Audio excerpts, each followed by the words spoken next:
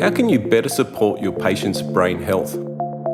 Tune into our FX Medicine Perspectives Forum, a live panel discussion packed with clinical pearls on hormones, movement, the gut-brain axis, and more. Watch the recording by logging into bioceuticals.com.au/education and walk away with practical insights you can use in clinic right away.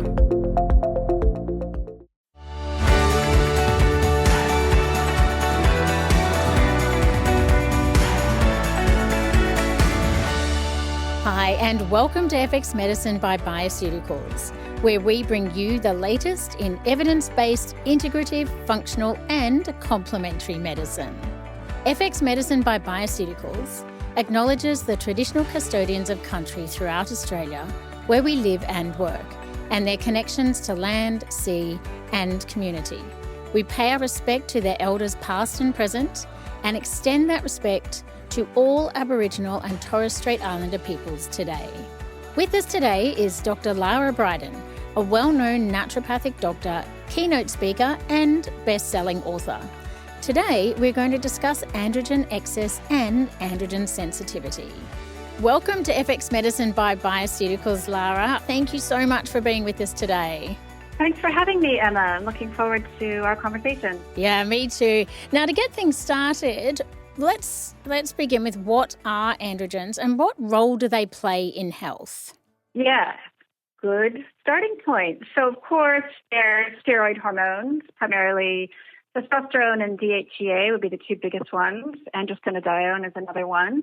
And they're classically labeled as male hormones, which they are because men have about 10 or 20 times more than females, but of course they are also very important in the female body, and they do lots of jobs. You know, they support libido, mood, muscle mass.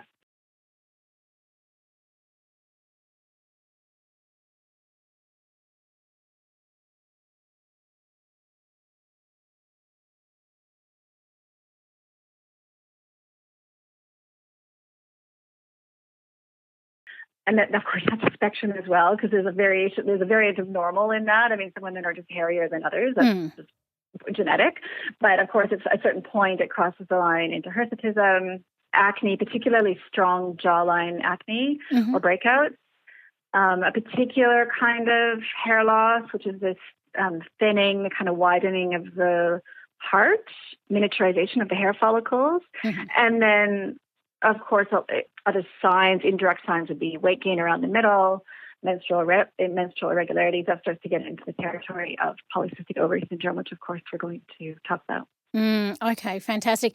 And how are they best measured? Is it done by blood? Is it saliva? What point of the menstrual cycle? What time of day? There's so many variables, but what gives us the best information? Yeah, well, I use serum testing. Again, serum is not perfect, but I will say that my view is saliva testing cannot be used for testosterone. There's some reasons for that. I think saliva testing has some variability built in with regard to androgens in particular that is sort of unacceptable from a clinical perspective. So serum testing, I would typically measure sometimes testosterone, SHBG, and also DHEAS, which is the DHEA sulfate. Keeping in mind, well, all androgens are age dependent, but DHEAS very much so is on an age gradient because all people, males and females, have higher levels of androgens when we're younger, and then they decline over time. So we have to factor that in. And then I guess in terms of the menstrual phase, they don't fluctuate. My understanding is they don't fluctuate hugely with the menstrual cycle. I mean, not like estradiol and progesterone, of course, but in general, I think most clinicians try to test early in the follicular phase. It's probably when androgens are at their highest. Yeah. So, days 2 to 5 kind of. Okay, great. So serum testing, generally testosterone, SHBG, DHEAS in the early part of the menstrual cycle, day 2 to 5. Yeah. Perfect. Okay. Now, polycystic ovarian syndrome is one of the major causes of elevated androgens, and I was reading a 2023 paper that looked at the prevalence of PCOS, and it concluded that 5.2% of American women had clinically diagnosed PCOS. Can you explain briefly how the pathology of PCOS affects androgen levels? Yeah. Well, I guess I would phrase it this way. PCOS, depending on which diagnostic criteria you use, so there's a whole controversy built into that, but PCOS is by definition the condition of androgen excess when all other causes of androgen excess have been ruled out. It's an exclusion diagnosis, so and they're different, and within that, there are potentially different biological drivers of the androgen excess. The classic PCOS, most of the androgens are coming from the ovaries as part of an ovulatory disturbance where sort of higher testosterone, reduced ovulation rates, higher LH, reduced aromatase activity. So that's kind of the classic picture of PCOS. But the label PCOS can apply to all sorts of different women, including women who have high adrenal androgens. So that's actually quite a different pathophysiology. I've written about this quite a lot, the sort of the different functional types of PCOS. PCOS is an umbrella diagnosis, if that's helpful for people. It's really just the diagnosis of androgen excess, I would say, except in the case of the Rotterdam criteria, which permits a non-androgenic PCOS subtype, which I just reject. And some experts would equally reject that. That's sort of confusing, muddying the water. That doesn't make any sense at all. Yeah. Okay. And apart from the ovarian androgen excess, what are other causes of elevated androgens that we should keep in mind? Yeah, there's lots of different causes. So, of course, there are adrenal androgen excess. That's the adrenal type of PCOS. You can have adrenal tumors. I mean, that's a bit more rare. You could have what's called late onset congenital adrenal hyperplasia, which is downstream from the various gene variants. That's often a misdiagnosis. That'll often be originally diagnosed as PCOS until, further investigation might reveal that it's actually adrenal hyperplasia. That the classic test for that would be screening for something called 17-hydroxyprogesterone. So that's a different serum test. You can have androgen excess downstream from high prolactin. You can have androgen excess from various medications, including certain antipsychotic medications. And of course, you can also have androgen excess from progestins or components of hormonal birth control that are androgenic or derived from testosterone. So there's lots going on, and this is why PCOS, back to the most of the official diagnosis of PCOS, it has a key criteria in any of the diagnostic criteria is to eliminate other explanations for androgen excess. And I think that's a great point, that it is an exclusion diagnosis, and we don't need to jump straight to, this is PCOS and this is the cause. There's many other reasons that we can be seeing this elevated androgen. Yeah, definitely. Yeah. Okay, and then what about the metabolic consequences of chronically elevated androgens? What's actually going on? Yeah, so this is where there's a very interesting sex difference. So it's quite fascinating, actually. So in women, androgen excess promotes quite strongly insulin resistance and metabolic dysfunction. And it becomes a vicious cycle because then the hyperinsulinemia or the chronically high insulin of insulin resistance also promotes high androgens or high testosterone from the ovaries.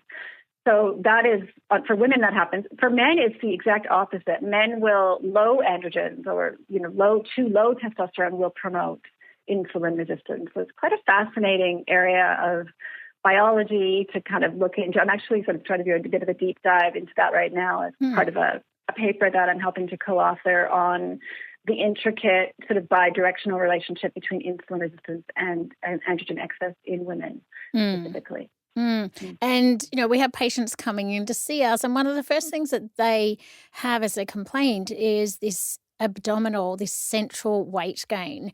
They find it really frustrating. It's the kind of weight that results in that thicker waist and sort of heavier upper body that doesn't shift easily.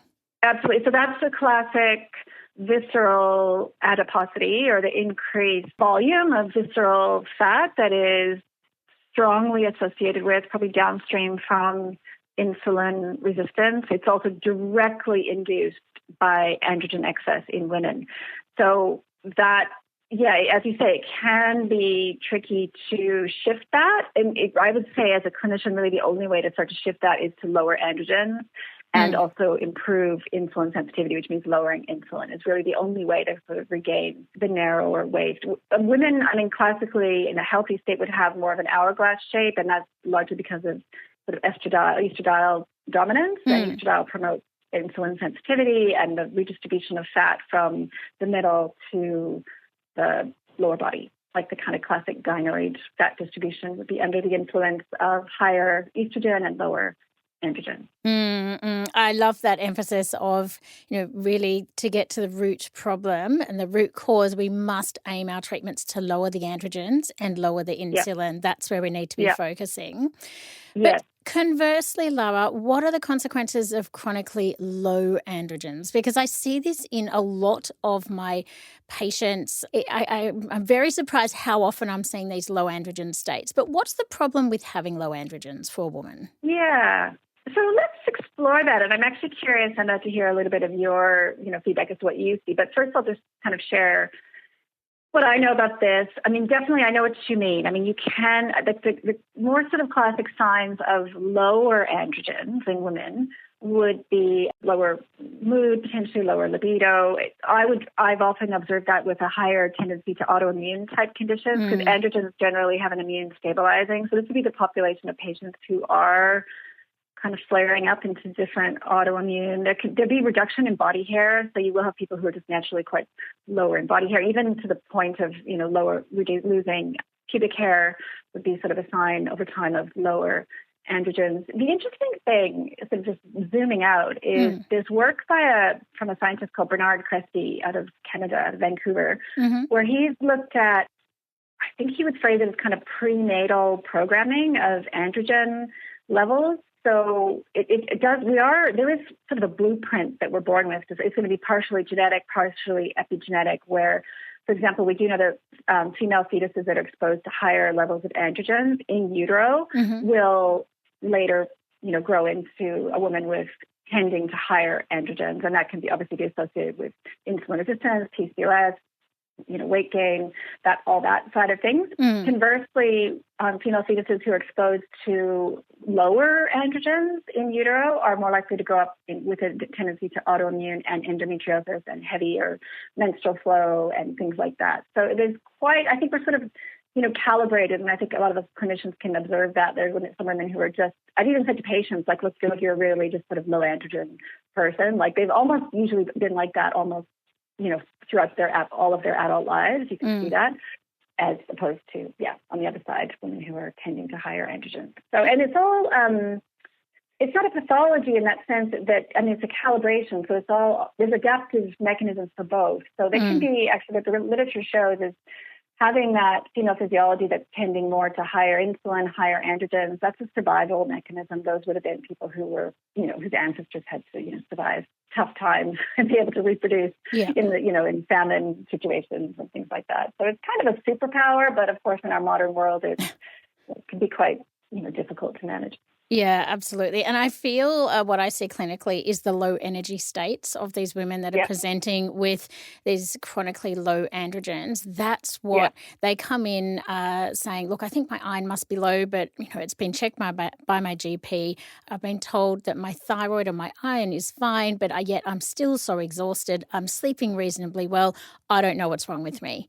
That's the picture that I see a lot of in clinic. Sure.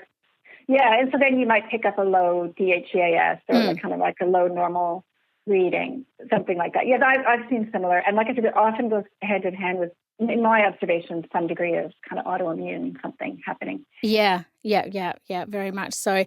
And what about the concept of androgen sensitivity, and how do you measure androgen sensitivity, like the receptors? I'm fascinated by this topic because I feel like we're at the tip of the iceberg with this information. Well, as far as I know, again, there could be something I'm not aware of, but I don't think there's any way to measure that. Okay. So androgen sensitivity would just be how responsive tissues in general or even specific tissues are to androgens, and that's going to be a lot to do with the local conversion of testosterone to DHT, the rate of that, which is from an enzyme called 5-alpha reductase, and then also the sensitivity of the androgen receptors themselves. And I think that can even vary from tissue to tissue. So certainly with things like hair loss or androgenic hair loss, you can get individuals where their main symptom is just that their hair follicles are particularly sensitive to androgen. And it does clinically, it correlates with inflammation. So I have seen a few, little studies suggesting inflammation could be upregulating androgen receptors, but I'm not aware of any way to test that.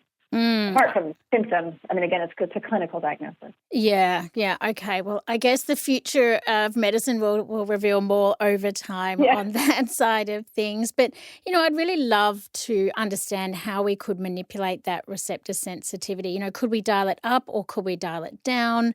Does things like strength training influence the receptor sensitivity or our zinc levels? I see a lot clinically that I'm starting to ponder. Well, a lot of things, I think the receptor sensitivity can be modulated based on one of my favorite supplements for that is DIM. I think progesterone, like the body's own progesterone, body-identical progesterone, can also downregulate androgen receptors to some degree. Also, there's that other step I mentioned, the 5-alpha reductase, the activation to DHT, that can definitely be regulated. And that's regulated by, again, zinc, progesterone, which is why actually I've written a paper on cyclic progesterone therapy for PCOS, with some of the various androgen-lowering benefits of progesterone. So some of the herbal medicines work by downregulating 5-alpha reductase. I think reishi mushroom might be in that category. So, there's lots to be done there. In fact, I would say that natural medicine can do quite well in terms of some, alleviating some of those androgen sensitivity symptoms, although it does take a long time. Anything to do with hair or skin just takes months. Like we're talking, 6 to 12 or 24 months to really see any changes. And that's good to counsel our patients because it is a time-sensitive matter, but it's not a time-sensitive solution. Right. Oh, very well phrased, Emma. That's great. Yeah. Yeah. And then in relation to the relative androgen excess in perimenopause, because this is quite obvious in clinic, what's the best way to identify it and to kind of look at it? What framework should we be thinking of? Yeah. So when you say it's quite obvious, I agree. You're talking about, the increased facial hair, the weight gain around the middle, potentially acne even for some women in their 40s. Yeah. So it's a ratio issue. So just to sort of, for context, obviously we have quite a lot of androgen actually as women, but through our reproductive years, its effects are overshadowed, if you will, by both estradiol and progesterone, which both have anti-androgen properties. So through most of if you think about it this way, in the early stages of puberty, androcracy, it's actually called. So, girls go through a quite androgen dominant phase before estradiol and progesterone have kicked in, and then and they will have, sort of thickening around the waist. You've seen like 11-year-olds with that. They get this little pre-puberty kind of thickening. They're getting facial body hair at that time. And then, on the other side of it, what I call second puberty, as first progesterone and then estradiol start to drop away, you do get androgen shining through again. And that is one of the contributing drivers to the insulin resistance of perimenopause. It's not the only factor, but it's one of them. And also, as we said, more facial hair and things like that. So it can be quite frustrating.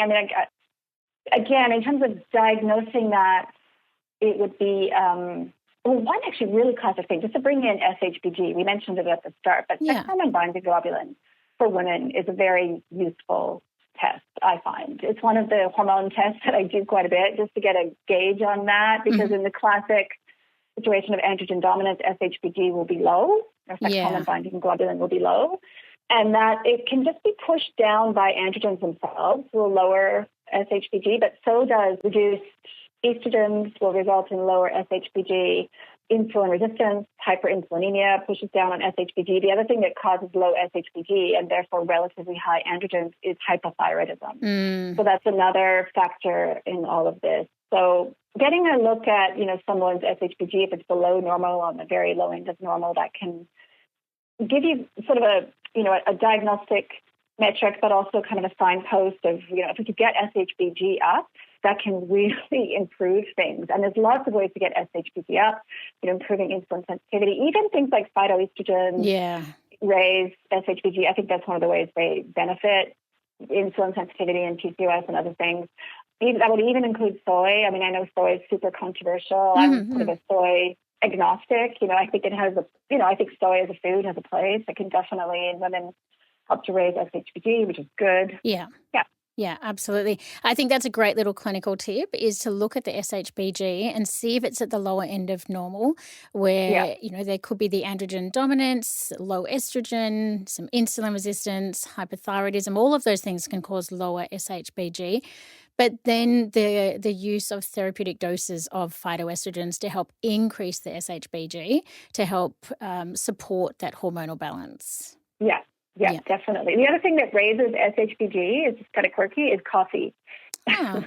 So, I mean, if people are coffee drinkers, they can, be happy about that side benefit. Yeah, it's a great justification for that one coffee a day, right?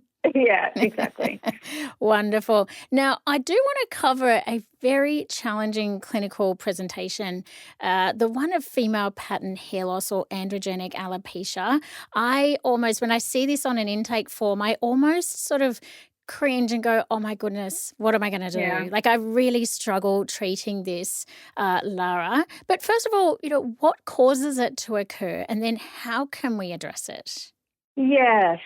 I mean, it can happen at any age, but more classically, we're going to be seeing it after menopause, right? Once estradiol and progesterone drop away and their protective anti-androgen benefits are reduced, we start to see androgens shining through. And then, women's response to that, how likely they are to lose hair from that, it is going to depend on what we mentioned earlier, the sensitivity to those androgens, which some of them will be genetic for sure. I mean, you do get, that runs in families. So some people that their mom had it and then they have it. I mean, that's just sort of one of their, weak spots. I think, like I mentioned, inflammation can upregulate that sensitivity. I will just also point out there's another kind of postmenopausal hair loss, which is not the classic. So again, the female pattern hair loss is the classic kind of thinning parts and thinning everywhere. And there is a type of hair loss where the front hairline just starts receding kind of directly back, not like in the male pattern, like on the sides, but like in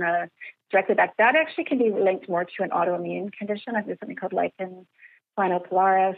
So, I mean, it's worth, like with anything, it's worth trying to do a differential diagnosis and understand what could be affecting, what could be contributing. Obviously, there are then other non-androgen related drivers of hair loss, including hypothyroidism. That has to always be mentioned for women. That can just cause hair loss.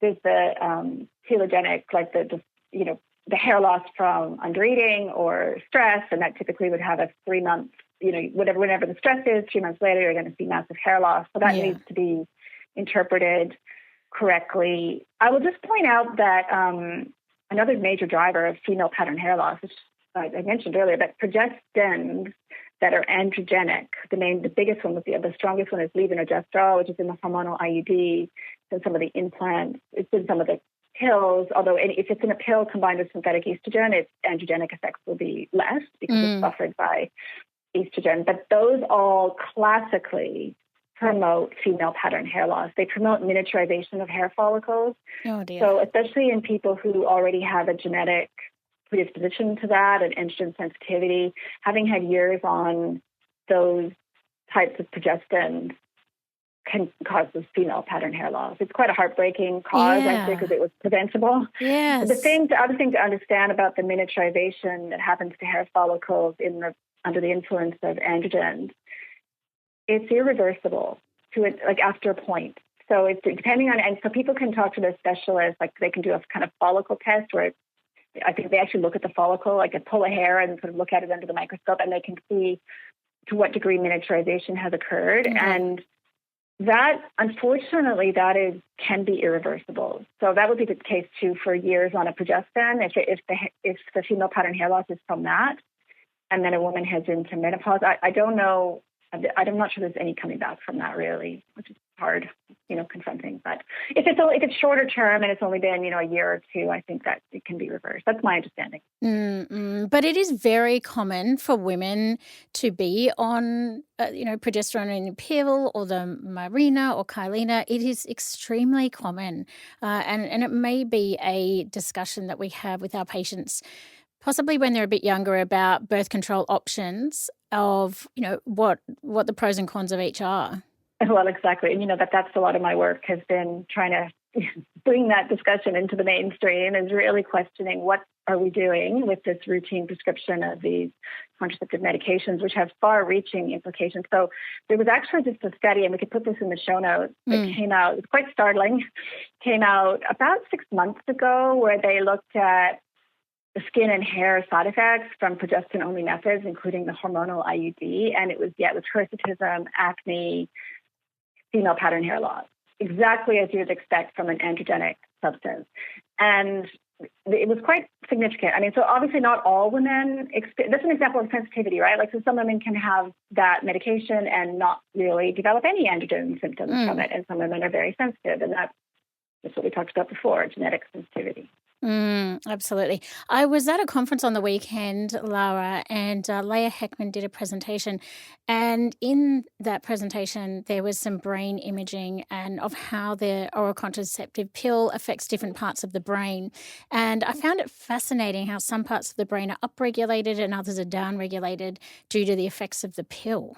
Of course. Well, the brain is extremely hormone sensitive, and the medications in the pill are not human hormones. So we're going to obviously, like the brain, this has been, I'd be curious to see Leah's slides. I'll have to sort of try to ask her for those or look that up. But I mean, it has been emerging in the research that, well, for example, we know the brain changes shape in different phases of the menstrual cycle. It changes shape with pregnancy. Like any kind of hormonal influence actually affects the brain quite a lot, which makes total sense.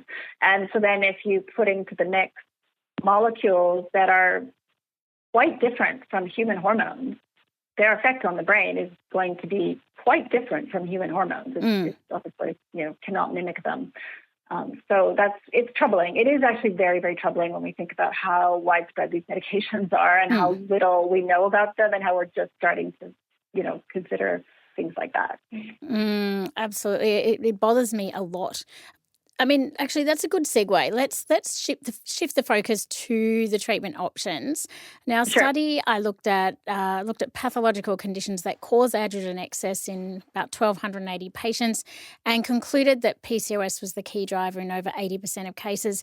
Anti-androgen hormonal therapy was used as treatment, and after an average of nearly 3 years, symptoms of, as we've just spoken, hirsutism, acne, and menstrual irregularities improved in about 80% of cases, but more than 60% experienced significant side effects. Now, we see this clinically, but I do think we need to be aware of all the tools at our disposal to help women. Can you talk us through the medical treatments usually offered to women who present with excess androgens? Yeah. Well, let's talk about what you just said there. So, of course, yes, the oral contraceptive pill is the gold standard treatment for androgen excess, aka PCOS. Like I said, PCOS is really just the umbrella term for androgen excess when there's no other obvious explanation. So, it does account for the majority of androgen excess cases. Contraceptive medication is good at lowering androgens, for sure. So some progestins, so first of all, the synthetic estrogen lowers androgens, upregulates SHBG, sometimes to 3 times higher than normal. So that's definitely androgen suppressing. In fact, when we talked earlier about androgen insufficiency, the most common cause of that actually is hormonal medication, like hormonal birth control as well. But yes, there's very little doubt that synthetic estrogen and anti-androgen progestins like drospirenone and cyproterone can reduce and do reduce androgens for sure. And they one of the part of the quote you read there, it also regulates menstrual cycles. They don't do that. Yeah. I mean, that's one of my other big talking points is the induced bleed that you get on the combined pill is not a menstrual cycle. It's just a bleed. Like a menstrual cycle is about, ovulation and ovarian function, and the contraceptive pill switches that off. So there's actually no medical reason to bleed monthly on combined birth control. So that's just kind of a weird thing that's baked into the current narrative that you take the pill to regulate menstrual cycles, which obviously it can't do. But coming back to, the sort of the use of the pill for PCOS, it's great for symptom relief, but it does nothing to correct the underlying problem. And actually the an even worse problem is when you then try to stop it, especially stopping those progestins, drospirenone and cyproterone, you can get, and I've written about this quite extensively, you can get like a post-pill androgen surge. So while you're on those medications that are suppressing androgens, the body upregulates androgen production in response to that. It's like, oh dear, like what is going on here? We need to try to pump up. And then when you remove that medication and you remove that inhibition, androgen surge. And I'm sure we've all seen this clinically. It's very distressing. You'll get the classic post-pill acne, post-Yasmin usually. So Yasmin is the drospirenone pill. It's not immediate. It takes at least minimum 3 months. And then somewhere between sort of 3 to 9 months off the pill, women will get skin breakouts like they have never seen before. Like they might have gone on the pill originally for skin, but then when they try to come off, it's just a nightmare. Yeah. And that's the androgen upregulation. And of course, because women, I don't know what your patients are like, but most of the women I work with blame themselves. Like whatever's happening, they're like, oh my goodness, I must be broken. Like I'm just that bad. My PCOS is that bad. And I do like to reframe it a little bit in that case and say, well, it's not a problem with you. It's a problem with the medication you were given that you're now withdrawing from, essentially. That's like a form of, your body's been addicted to the medication. No, not addicted, but, it's been suppressed by the medication. So then you have to go through this withdrawal process. So, so that's just a long-winded the preamble to what can we do instead, right, which is a much bigger question.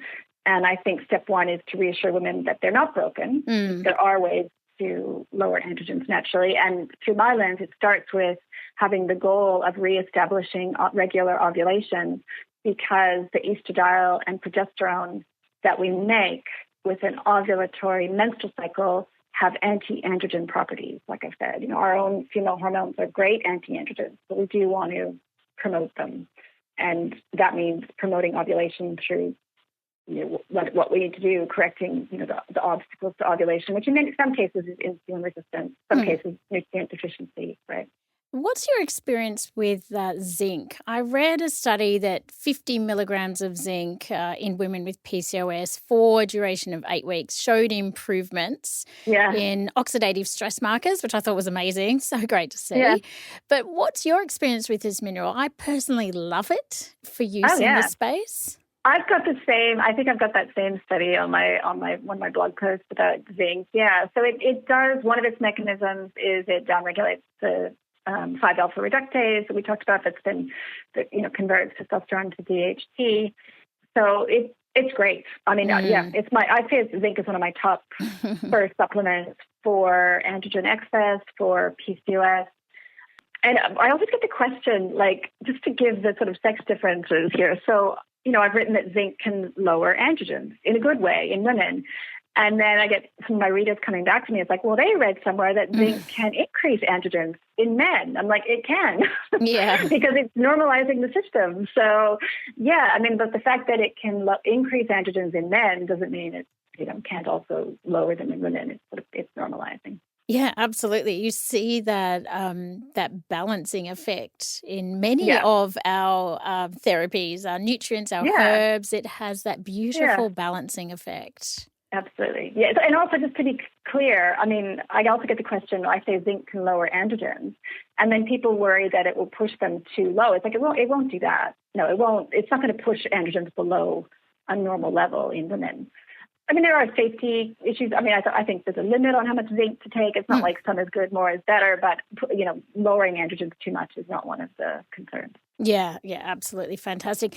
What about the herb vitex? Now, I know from clinical experience it can work wonders in some people, but it can also make things worse. What are your treatment guidelines for using vitex in the case of elevated androgens?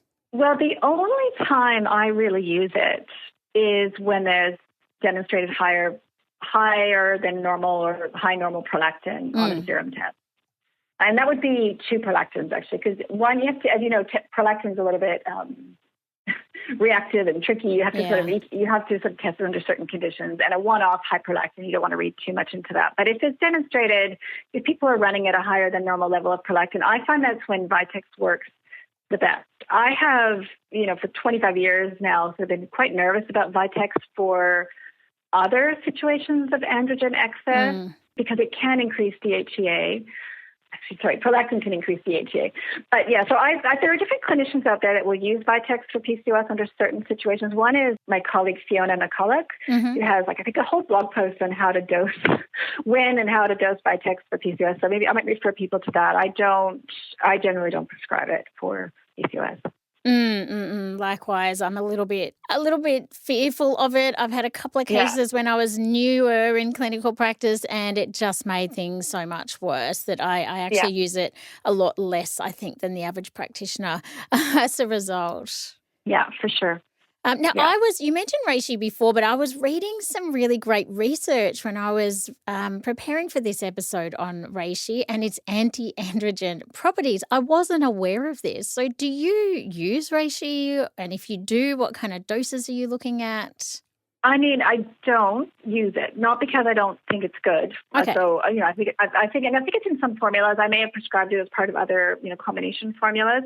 The only reason I don't use it is just because I often have my radar on other things like zinc and inositol, of course, which we're going to have to talk about at some point. Yeah. So, I think that's my main reason. But I think if I would certainly, if there was a really good product out there and people were getting good results with reishi, I would say go for it. Yeah. Yeah, okay, great. So it's in our toolkit, but you prefer things like zinc and inositol. So let's go there with inositol. Yeah. What do you love about it? Well, as you know, it's kind of a superstar for polycystic ovary syndrome. It actually made it into the international guidelines a few years ago, and I think they kept it in the guidelines in the latest version of those. But they're still sort of downplaying it and saying, it's not fully. I don't know what goalpost it would have to, sort of cross to be fully evidence-based, because it's pretty close, and it's had various clinical trials and meta-analyses. Yeah, so it works both for improving ovulation. Back to what I said about, ovulation is queen when it comes to lots of things, especially lowering androgen. It does that by amplifying. My understanding is it does that by amplifying the FSH message inside the cell. So inositol becomes part of the little intracellular messenger systems that amplifies the message of different hormones. So it amplifies FSH. It also amplifies insulin. So it can also, as well as having an ovulation promoting effect, it can improve insulin sensitivity, which is obviously another key part of what you need to do for PCOS. And I think that's one of the reasons it's just does so well in clinical trials. It also amplifies TSH, it's my understanding, so it's also quite good for thyroid hormones. If you've got someone with a combination of maybe Hashimoto's, subclinical thyroid, insulin resistance, androgen excess, whether or not they've been diagnosed with PCOS, inositol is one of the ones to think about. I feel like I'm doing an infomercial whenever I talk about inositol because it's so inexpensive. It is. It's like it's so safe, and it's so inexpensive. It is like there's almost no downside. I guess the downside is you have to take quite a lot. So you need probably between 4 to 6 grams per day. So you can't just pop a little 100 milligram capsule and hope that's gonna do anything. So my question, Lara, around the dosage, 4 to 6 grams, I use it in a powder form, and I tend to dose twice a day to split it up. But how do you dose? What do you think gets the best results from a dose and time perspective? I do exactly what you do. Okay. I would do 2 or 3 grams powder twice a day. Yeah. And I mean, some people don't like powders, which is fair, but it's too hard to do this one with capsules. No, so I just say to my patients, look, it tastes like nothing. You can take the second dose at bedtime because it also helps with neurotransmitter production and sleep. So I actually personally take inositol for sleep, and I don't, not for any. No, I mean, maybe just to have some of the insulin sensitizing benefits as well. So, yeah. Yeah, I'm very grateful that it tastes so benign because we do need to get it in at those doses to have the clinical effect. But the other thing I've noticed with it is that once patients start seeing the benefits and they start feeling it, they're very happy to take it twice a day and they don't forget.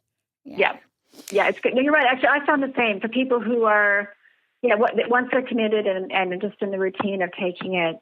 It's good compliance with that supplement. And to be fair, just for people listening, missing the occasional dose is not a big deal with inositol. It's not like if you have a day where they don't take it or they miss an evening dose, or it's fine.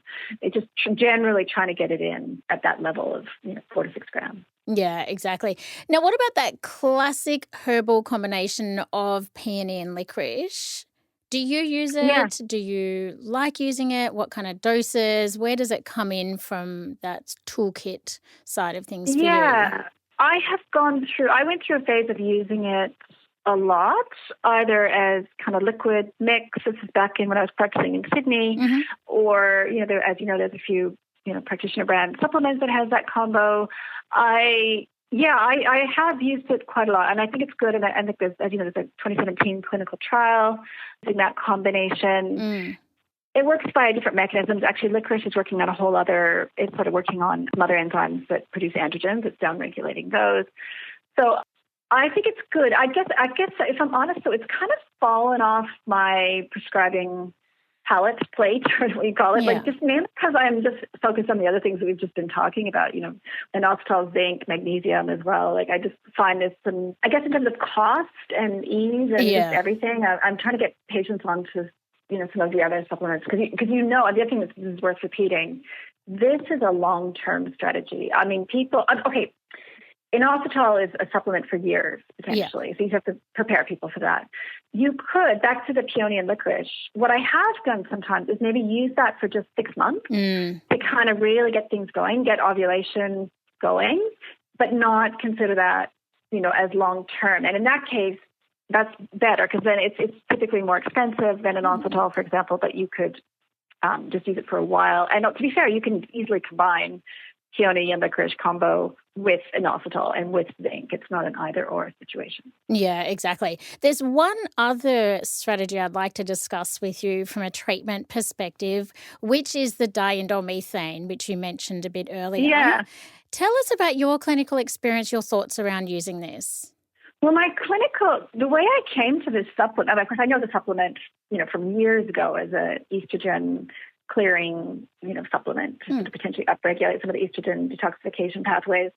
But then I just had about 15 years ago, I had just lots of patients using it that was before TikTok, so I don't know where they'd learned about it, but like using it for acne. And I was discovering it does seem to work very well for that. And as with many of these supplements, there's very little research.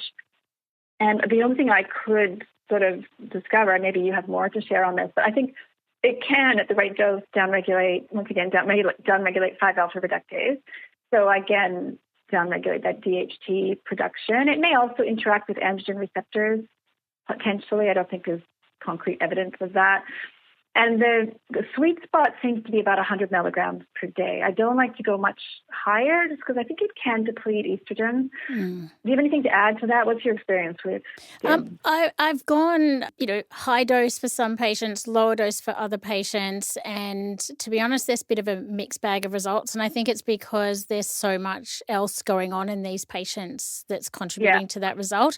I am more conservative about it now. I actually had a patient email me yesterday saying, Emma, you've prescribed me 45 milligrams of DIM. I've read on this side I should be taking at least 200 milligrams. Like, no, I specifically want you on a lower dose. So I do go lower dose these days. I just think the less that you use to get the result, the better. Agree. Yeah, I can see tending to a lower, Like I don't like to go over 100, but lower is fine. Yeah, fantastic. So we have a lot in our toolkit when we're treating excess androgens. We have zinc, we have inositol, we have diindolylmethane. One that we didn't discuss, but I'd love to do a brief wrap on this as an end question, is magnesium, because we use it so much, but it does come in many different forms. What kind of forms and what kind of doses do you like to use for androgen excess? Yeah, we're kind of living in the golden age of magnesium. I mean, how many new formulations are there? I was just there's all ones with different herbs. And so, really good question. I think in terms of lowering androgens, its main thing is that it's a strong insulin sensitizer. So it's definitely happening on the insulin side of things. It does also just stabilize the nervous system, so it can, I think, reduce adrenal androgen overproduction. It activates vitamin D. It helps with promote healthy ovulation, so then you're getting progesterone coming on board with its anti-androgen. mechanisms. So is there anything you'd add to that in terms of ways that it can help lower androgens? I mean, I wonder whether it has an effect on the sensitivity of the receptors. Like that's, yes, mechanism unknown, but I have a strong feeling that it does. That makes total sense because we talked about how inflammation can upregulate androgen sensitivity, receptor sensitivity. Absolutely, magnesium is anti-inflammatory. I typically use the magnesium glycinate formulas with added taurine and various other things. I think there's even one now with inositol built right into it. All the brands have some good magnesium powders and a variety of them. Yeah. So I would often select it based on, like, if someone needs extra help for sleep, then I'd pick one that's formulated more for sleep, or if they're needing it more for kind of cardiovascular, I'll get one of the daytime ones with taurine and other things. So, yeah. Okay. And what about dose for magnesium? How many milligrams would you prefer to use? Yeah, I just usually aim for the classic 300 milligram therapeutic dose. And people do, practitioners know all about this, but, the public needs to know how to read the label because depending on how it's listed on the label, it might be listing the whole thing of magnesium bisglycinate, like quite a large number of milligrams of that, but that's only providing, 100 milligrams of elemental magnesium, basically. I think people know what I mean. You have to kind of read through the label and figure out how much actual magnesium is being delivered. Yeah, and I have a big bugbear with that because magnesium is probably my most prescribed nutrient, and I always have patients either email me pictures of the supplements they've already bought, or I get them to bring them into clinic, and I explain to them, I take them through the labels and I explain to them, and literally 100% of the time they look at me and they're shocked at how little magnesium is in the supplement that they've been purchasing. And it's really important that we as practitioners are educating our patients on how to be literate in reading labels. Exactly. A good rule of thumb, it's pretty much impossible to get 300 milligrams of magnesium from one capsule or tablet. Yeah. There might be exceptions. If it's just like a straight magnesium oxide or something, then maybe, and that's likely going to be quite strongly laxative. But with the better magnesium, you're going to need at least 3 capsules or a scoop of powder or something like that. Yeah, beautiful. And just to finish off, Lara, I've really loved this conversation. Any out-of-the-box thinking or emerging research that you've come across when you wrote your book in this space that you want to share with us? Yeah. Well, my book, I've got the 3 books. My latest one is about metabolic health. And I do talk quite a bit about androgen excess in that book, actually, and the different scenarios that we've been talking about. Yeah. PCOS, perimenopause. I guess one thing I would say, a takeaway from my deep dive into metabolic health and my book is that it's cliche, but it really is true. It's very multifactorial. Lots of things affect insulin sensitivity. It's not just dialing in the perfect diet and perfect exercise regime, because if it was just that, then everyone would be fine, right? Like we'd have it all sorted. But as we know as naturopaths, everything is connected with everything, and definitely insulin sensitivity and metabolic health is affected by lots of different factors, especially gut health. And that's the one I wanted to tie in because there's been quite a bit of new research linking in how gut microbes and bile acid production in the gut and like bile acid metabolism is directly speaking to things like mitochondria and the cells that produce GLP-1, the famous satiety weight loss hormone. That's a gut hormone. Yeah. And there was just a study that found that certain strains of gut bacteria orchestrate that, is the word the scientists use, directly stimulate those cells. So like I said in my other, I give the analogy in my first book. I'm like, if you want to fix your period, you need to fix your general health. Yeah. And I would say for metabolism, to fix your metabolism, you need to, in very many cases, fix your general health. Like look at, is there a food sensitivity? Is there a gut problem? Like shift your focus to that. And downstream from that, you'll just spontaneously very often get results in terms of naturally reduced hunger, naturally increased energy expenditure, like a weight that just drifts down without having to micromanage it. Fantastic. And such a great reminder on the concept of holism and how we are not pieces that are in silos. Our systems work together in harmony, and we need to keep our framework like that. Exactly. Well said. Yeah. Well, wonderful. Thank you so much for joining us today, Lara. I've really enjoyed this conversation. Now, I know you've got a couple of resources that we'll put in the show notes, and the audience will also be able to find a full transcript of the episode on the website. Any last words from you, Lara? No, just how great it was to speak to a sister naturopath. Yeah, it was fun. It was great. Thanks, Emma. Beautiful. Fun is one of my biggest things in life. So have a great rest of your day. Now, everyone else, don't forget that you can find all the show notes, transcripts, and other resources from today's episode on the FX Medicine by Bioceuticals website. I'm Emma Sutherland. Thanks for joining us, and we'll see you next time.